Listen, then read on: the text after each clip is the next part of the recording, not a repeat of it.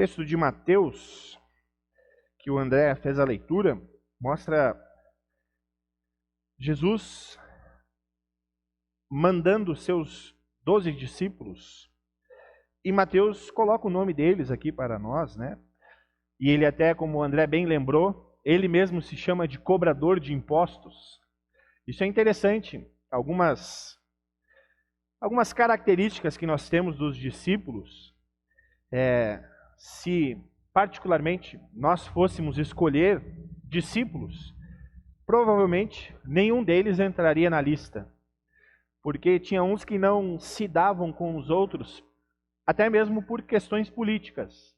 O que dirá então um cobrador de impostos junto com eles? Aliás, fazendo de novo o merchandising aqui, quem ainda não assistiu aquela série The Chosen, né, Os Escolhidos, mostra, né, a partir daquilo que eles se propuseram a fazer, mostra essas peculiaridades dos discípulos. O fato de Mateus estar ali no meio, Pedro já não gostando muito, como é que pode um cobrador de impostos? Enfim, é uma boa série para vocês assistirem nessas férias. Tem a primeira temporada na Netflix, em outros lugares. Mas aqui, o que chama a atenção é que Jesus escolhe esses discípulos e os encaminha. Bem especificamente, Jesus diz para eles: olha, nesse momento histórico, nesse momento da linha da história, vocês não vão aos não-judeus. Vocês primeiro vão aos da sua casa, ao seu povo, aos judeus, e falem sobre isso.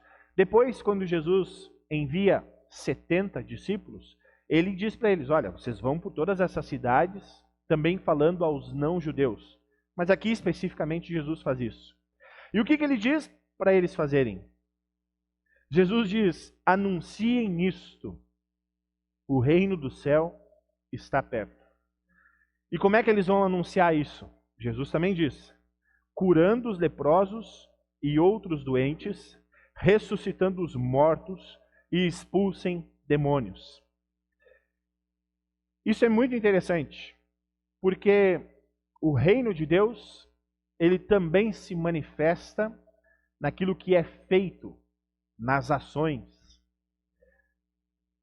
Proclamar o evangelho não é apenas da boca para fora, é uma ação feita.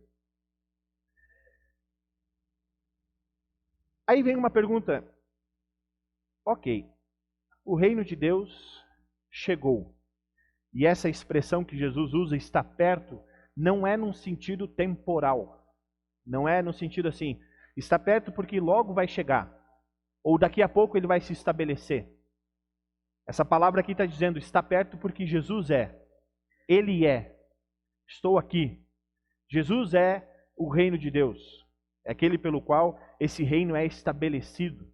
Então, quando Jesus manda dizer, o reino de Deus está perto, ou lá no início do seu ministério, quando Jesus diz, arrependam-se dos seus pecados, porque o reino de Deus está perto, ele está dizendo isso.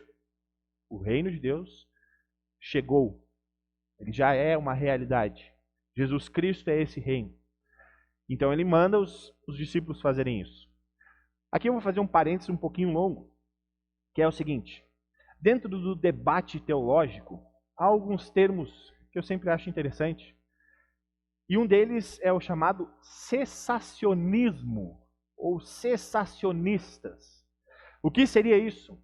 Seriam aquelas pessoas que creem que esses dons, ou esses milagres que eram feitos pelos discípulos, eles cessaram. Não acontecem mais. Não existe mais expulsão de demônio, cura de enfermos. Um pessoal que pensa assim, um tanto mais radical. Há entre os cessacionistas alguns mais moderados, né?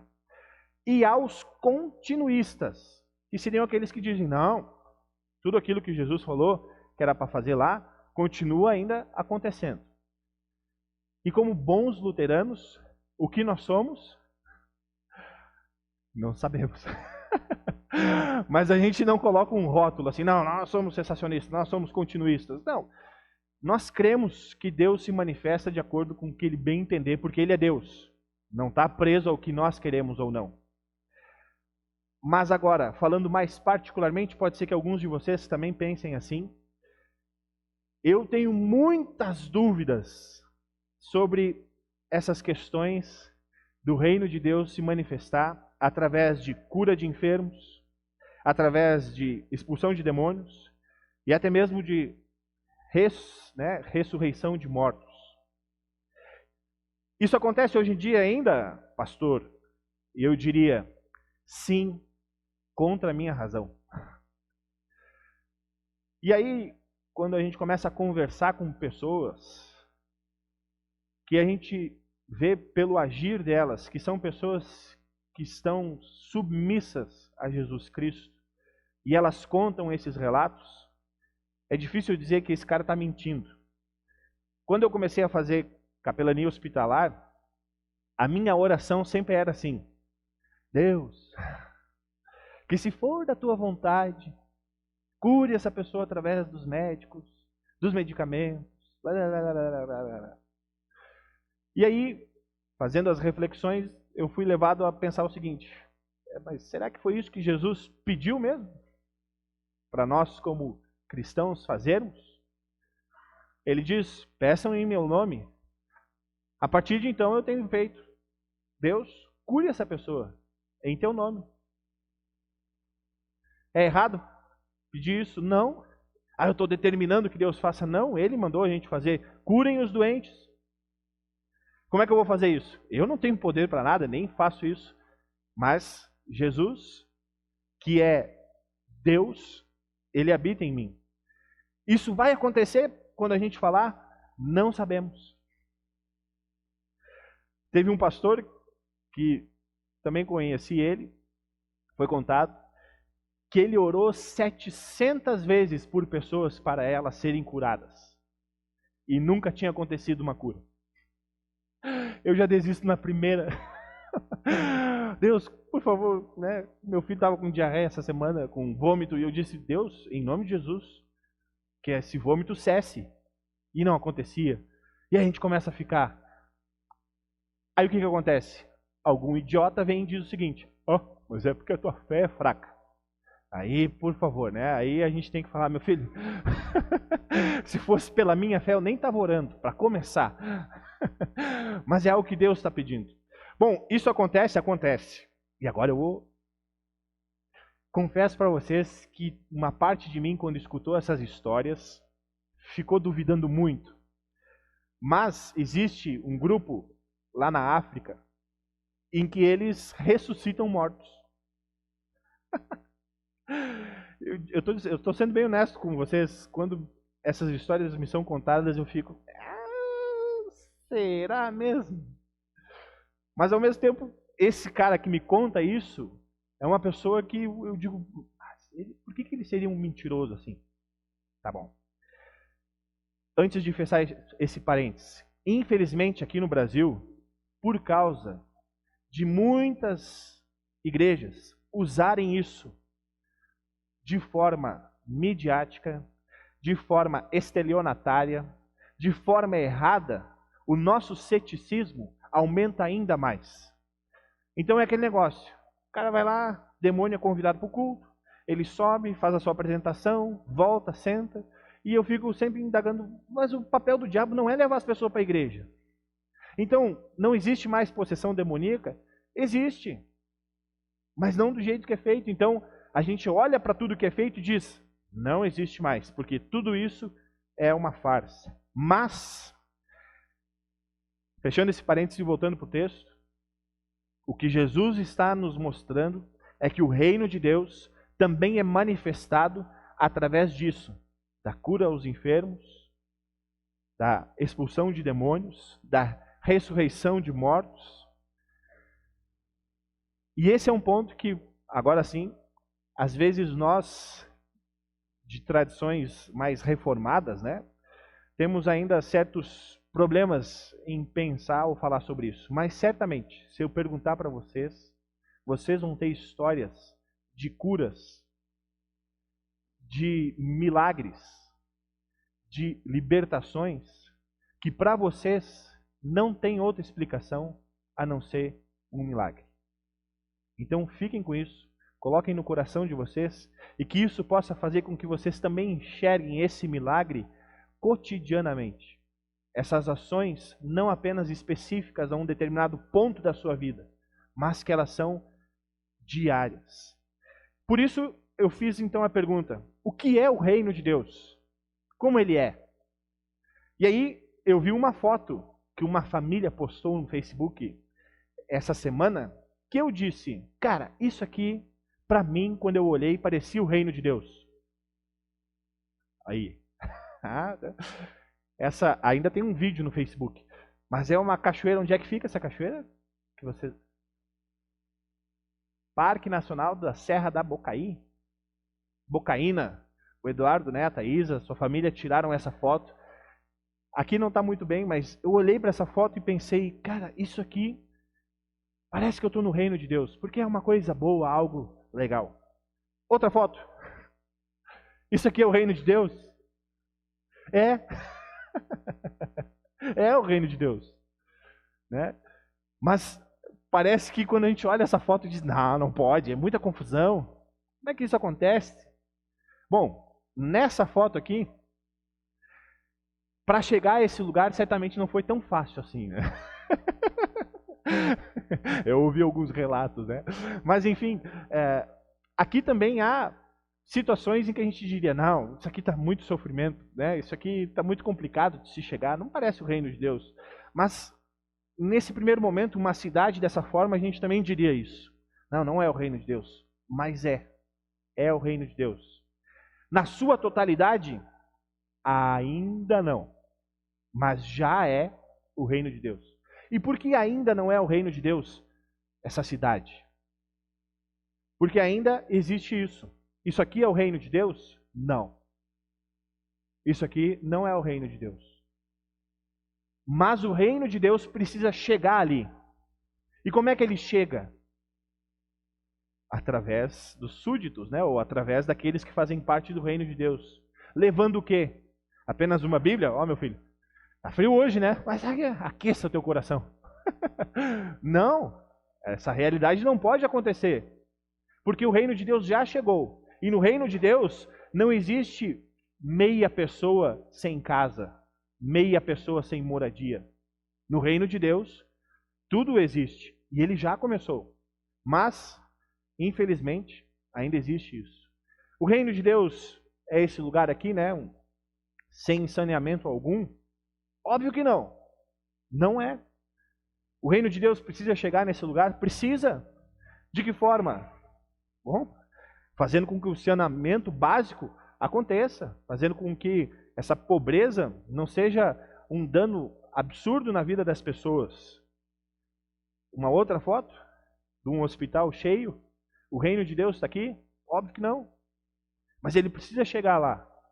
Como? Bom, dando condições mais humanas, né? Ou melhores condições de atendimento, em que as pessoas não precisam morrer para depois serem atendidas, como às vezes acontece.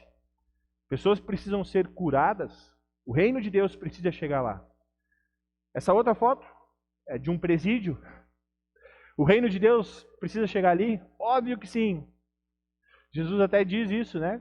Que os cativos, os presos serão libertos. Ou seja, o reino de Deus, no reino de Deus não tem ninguém preso.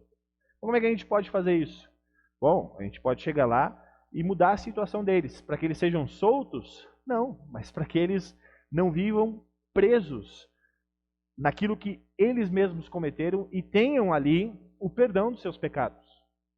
Mas que as condições, às vezes, precisam mudar. E agora, a foto que eu coloquei, que é a mais difícil de encontrar o reino de Deus, é essa aqui. É pior que o presídio, que o hospital. O reino de Deus está em Brasília. Acho que ele é um cantinho separado já. Mas, cara, na nossa situação política atual, judiciária, enfim, é complicado a gente ver o reino de Deus. E o reino de Deus precisa chegar lá? Precisa. Precisa chegar. Pessoas precisam entender que elas não têm para si os poderes de uma nação. Que elas não podem usar para benefício próprio algo que faça com que muitas e muitas pessoas sofram por causa de um enriquecimento próprio. Todas essas questões que eu falei, particularmente agora, ou olhando para o indivíduo, são questões que a gente pode fazer o seguinte: vamos lá fazer visitas nos hospitais. Bom, eu sou médico, eu vou entrar no conselho de medicina, nós precisamos mudar algumas formas de atendimento. Olha, eu sou político, estou aqui, a gente precisa melhorar o atendimento na rede pública, nós precisamos melhorar o saneamento. Tudo são ações pontuais que, querendo ou não, dá para ser feito. Dá para ser feito. Podemos fazer essas manifestações do reino de Deus já acontecerem. E às vezes nós, como cristãos, poderíamos fazer o seguinte: vou lá, faço a visita no hospital, volto, anuncio o reino de Deus, peço a cura por aqueles que estão enfermos, volto para minha casa. Vou lá na rua, procuro levar essa pessoa para um abrigo, para algum lugar, né? Ou se ela quer permanecer na rua, procuro dar ali para ela uma refeição, mais cobertas, enfim, depois eu volto para minha casa. Em relação à política, eu vou lá, voto, né? Fico cobrando o meu político ou não, enfim, mas também é algo que não é tão próximo a mim. Mas agora, o reino de Deus, nesse lugar aqui, esse lugar é o lugar mais complicado que se tem para nós trabalharmos no reino de Deus, que é a família. É uma representação de várias famílias, né? Mas eu digo, esse lugar é o mais complicado. Por quê? Porque ele acontece diariamente. E nesse texto que o André leu, Jesus vai dando vários conselhos. E o conselho que Jesus diz que vai acontecer, por eles anunciarem o reino de Deus, é que pais ficarão contra os filhos contra os pais. Jesus dá o exemplo de que na família é o lugar mais complicado para manifestarmos o reino de Deus. E certamente vocês também têm os seus problemas familiares, mas principalmente quando a gente olha em questão do que poderíamos chamar de fé em Jesus Cristo. Às vezes, a nossa família é o lugar em que o reino de Deus está mais em guerra.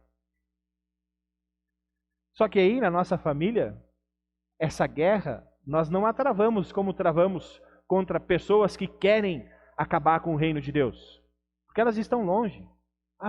Tem um grupo aqui de liberais e tal, eles querem acabar com a palavra de Deus. Então vamos ser hostis contra eles. Vamos colocar eles num lugar. Não, meu filho agora não quer saber de Jesus. Mas tudo bem, né? Fazer o quê?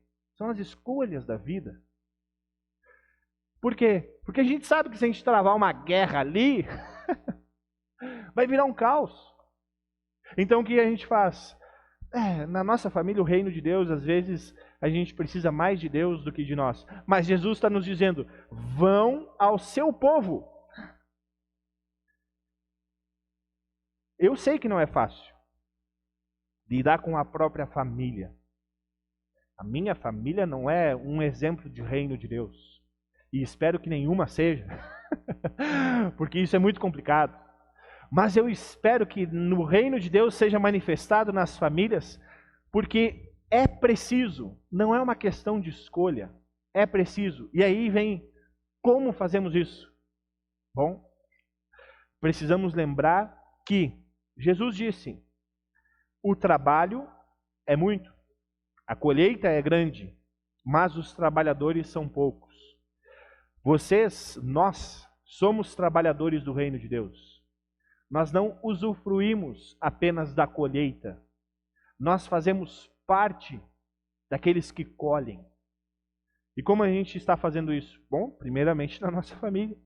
Precisamos lembrar que na nossa família as pessoas precisam ter a certeza de que Jesus está com elas. A partir daquilo que nós somos, a partir daquilo que nós falamos e fazemos. Antes de irmos para o final, para voltarmos a esse assunto da família, como é que o reino de Deus então pode ser abalado? Vou usar o exemplo que eu dei antes. Se não cristãos, se pessoas que querem destruir a fé cristã, começam a fazer ataques contra o cristianismo. O que a gente faz? Não, vamos nos defender. Precisamos estabelecer, né, colocar aquilo que nós cremos e condenar esses pagãos ao inferno. Quando isso é da nossa própria família, normalmente o que a gente faz? Não é o momento de discussão. Acho que agora a gente não pode tocar nesse assunto, né? É mais complicado. São dois tratamentos diferentes. Mas uma coisa eu posso afirmar para vocês. O maior perigo da igreja cristã hoje não é quem não crê. Não é. Podem ficar tranquilos. Não é nada de que às vezes nós temos medo. O pior perigo da igreja cristã é aquilo que está dentro da própria igreja, que são nós mesmos. E como é que a gente pode ter certeza disso? Jesus teve um ministério de 3 anos, em que acusações foram feitas, em que tentaram matar ele várias vezes, não conseguiam nada para prender ele em algum momento, passou por muitos problemas. Os seus discípulos passaram por diversos problemas também quando foram anunciar o seu evangelho. Mas o que fez com que o reino de Deus se abalasse? O que fez com que esse reino que diz que chegou tivesse, digamos assim, o seu momento de fraqueza? Vocês lembram qual foi esse momento? Esse aqui, ó.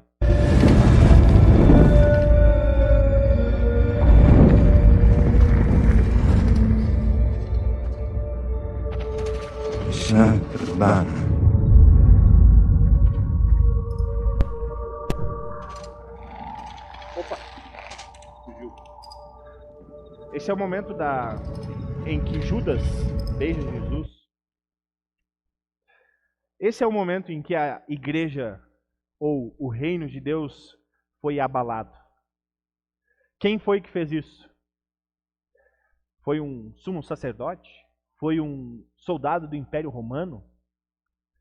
Foi um político que queria destruir com os cristãos? Foi Judas. O André leu aqui. Judas era um dos discípulos de Jesus. O reino de Deus foi abalado de dentro para fora, não de fora para dentro. O ponto que eu quero conversar com vocês hoje é o seguinte: nós só fazemos parte do reino de Deus por um milagre. Se nós somos céticos em pensar que o reino de Deus chega através de curas de enfermos, de ressurreição dos mortos, de milagres grandiosos ou impactantes, o maior milagre deles é você crer em Jesus. Esse é o maior milagre. E se você hoje crê em Jesus, pode ter certeza que você faz parte desse reino. Você faz parte desse reino. Você é acolhido nesse reino. E agora, você é chamado a anunciar esse reino. E como é que a gente precisa ter cuidado para não beijar Jesus? Num sentido de trair Jesus. Quando a gente escolhe, por vontade própria, não viver esse reino. Quando nós escolhemos não viver esse reino, que já é nosso, nós escolhemos beijar Jesus, assim como Judas.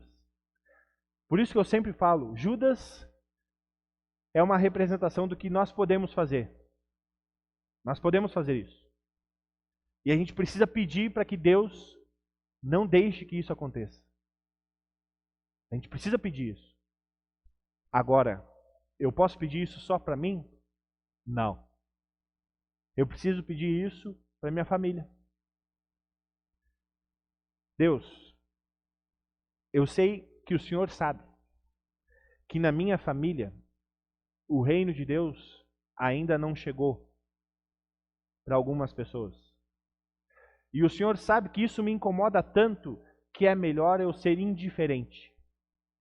A indiferença em relação a isso faz com que eu não me preocupe. E isso é a única coisa que faz com que eu não sofra. Mas a gente bem lembra que o contrário do amor é justamente a indiferença. Não é fácil, gente.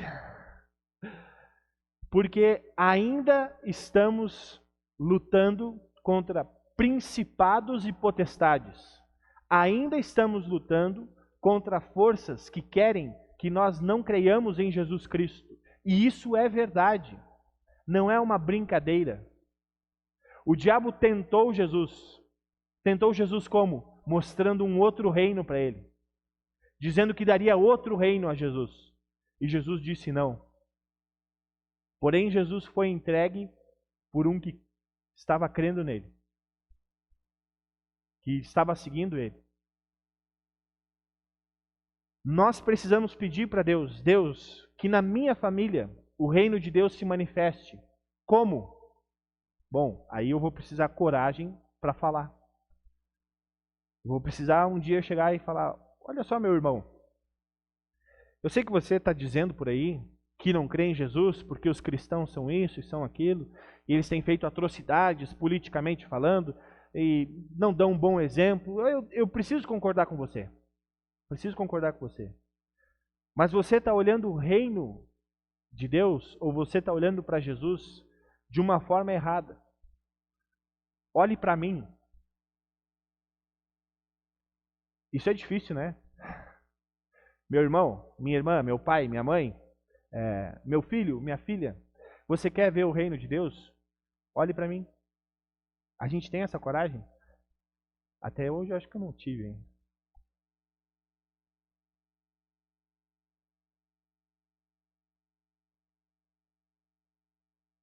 E por que a gente não tem essa coragem? Porque a gente diz, poxa, mas o reino de Deus, se eu quero me mostrar, não vai ser tão bom também. Mas aí vem o ponto. Aquela pessoa ainda te ama. Ela ainda considera o que você diz algo muito importante. Então use isso. Por quê? Porque essa é uma manifestação do reino. O fato de existir amor entre você e o seu familiar ainda é uma manifestação do reino que Deus está usando para que isso seja a forma com que aquele que está fora do reino entre no reino olhando para você e enxergando o rei ali. Esse é o nosso desafio como igreja. Usar esse exemplo familiar para o resto do mundo. Onde eu estiver, o reino de Deus precisa ser manifestado. E de que forma isso é feito? Quando as pessoas olharem para nós, enxergarem o próprio rei. Gente, é um desafio. Pregar o evangelho para nossa família é a pior coisa que tem. É o mais difícil. Se alguém me dissesse assim, Lucas, vamos lá para a Etiópia. Nossa, vamos anunciar a palavra de Deus lá. Eu fico 5 anos e volto. Lucas, vamos lá agora para a China. Olha, vamos lá. Já que os produtos da Shein estão sendo taxados aí, vamos lá, a gente compra direto lá.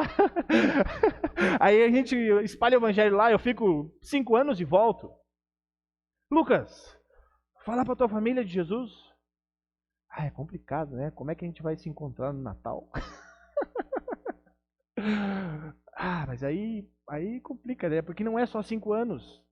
Provavelmente eles vão estar junto comigo até um deles morrer ou eu morrer, então é mais complicado. Gente, o reino de Deus precisa chegar na nossa família. Precisamos pedir isso incessantemente a Deus. E que possamos ter coragem para enfrentar o nosso medo e fazer com que os nossos familiares também estejam no reino. Porque quando esse reino for completo, quando esse reino, que já é completo, mas quando ele for manifestado na sua plenitude, pode ser que lá não os encontremos. E isso é complicado. Que nesse reino da plenitude nós possamos encontrar todos aqueles pelos quais nós perdemos horas de sono, que nós perdemos às vezes até mesmo o senso, mas que quando estivermos na plenitude da vida eterna, possamos olhar e dizer, poxa, valeu a pena. Jesus, ainda bem que você fez algo, porque se dependesse de mim não teria sido feito. Vamos mostrar que o reino de Deus chegou. Em nome do nosso Cristo vivo, amém.